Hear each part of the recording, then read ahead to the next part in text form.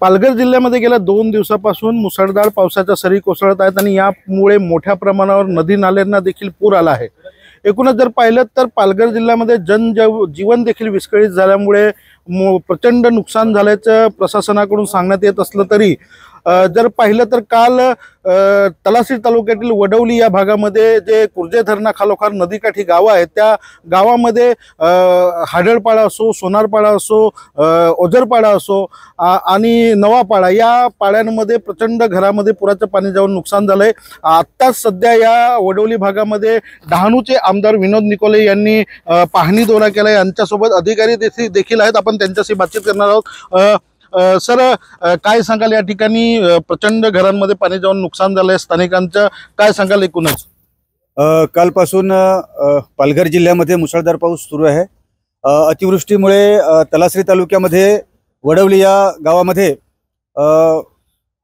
अनेक पाड्यांमध्ये पाणी घुसलेल्या घरामध्ये आणि अतोनात नुकसान झालेलं आहे। भात नुकसान झालेलं आहे, त्याच्यानंतर पूर्ण जमीन ही भिजलेली आहे, त्याच्यानंतर त्यांच्या घरामध्ये असलेलं अन्नधान्य हे सुद्धा संपूर्ण भिजलेलं आहे। खास कारण त्याचं असं ही आहे की इथे जे कुर्जे डॅम आहे त्या डॅमचे रात्री अचानक म्हणजे आजूबाजूच्या ग्रामस्थांना, गावातील ग्रामस्थांना न कळवता त्या डॅमचे दरवाजे उघडल्यामुळे पाण्याचा फोर्स हा अति वेगाने अतिशय त्या नदीकाठी आल्याने पूर्णतः गावात घुसला आणि त्याच्यामुळे नुकसान झालं, हे एक त्याचे कारण होते। आणि कालपासून खूप मोठ्या प्रमाणामध्ये या ठिकाणी पाऊस पडतोय। जवळजवळ 2-3 गावामध्ये खूप मोठं नुकसान झालेलं आहे। सर्व तहसीलदार तलासरीचे पाठक साहेब आहेत, आमचे सभापती नंदू हाडळ आहेत, तलासरी नगरपंचायतचे नगराध्यक्ष सुरेश भोये आहेत, वडवली गावच्या माजी सरपंच सुनीता हाडळ आहेत, सर्व कार्यकर्ते आहेत आणि सर्व अधिकारी या ठिकाणी आलेले आहेत। तलासरीचे तहसीलदार पाठक साहेब आहेत, तलासरीचे गट विकास अधिकारी साबळे साहेब आणि सर्व त्यांची यंत्रणा या ठिकाणी पंचनामे करण्यासाठी काम त्यांनी सुरू केलेलं आहे। यापुढे पंचनामे झाल्यानंतर आपण शासनाकडे तो पाठपुरावा करण्यात आहोत आणि त्या ज्या ग्रामस्थांचे किंवा ज्या नागरिकांचं नुकसान झालेलं आहे त्यांना नुकसान भरपाई मिळावी यासाठी या भागाचा लोकप्रतिनिधी आमदार म्हणून मी प्रयत्नशील आहे।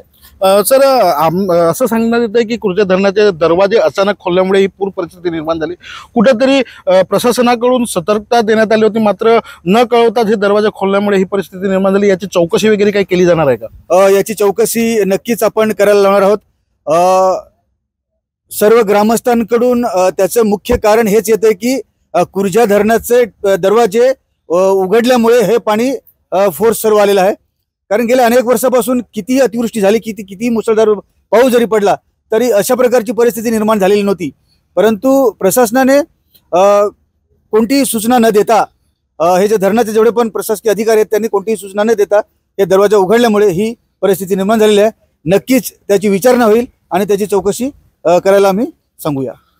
नक्कीच या ठिकाणी जी पूर परिस्थिती निर्माण झाली, कुर्जे धरणाचे दरवाजे जे आहेत ते अचानक उघडण्यात आले आणि त्यामुळे ही पूर परिस्थिती निर्माण झाली आणि या 4 पाड्यांमध्ये पाणी शिरल्याने प्रचंड नुकसान स्थानिकांचं झाल्याचं आमदार महोदयांनी सांगले। आणि त्यानंतर आता या संबंधित बाबतीमध्ये संपूर्ण चौकशी केल्यानंतरच पुढील काय कारवाई केली जाते याकडे पाहणं उत्सुकतेचं ठरणार आहे।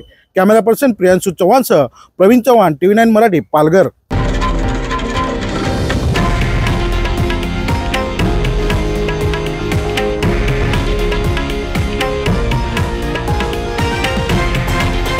हे आहे देशातील नंबर 1 न्यूज नेटवर्क आणि आपण पाहत आहात TV9 मराठी, एकमेव।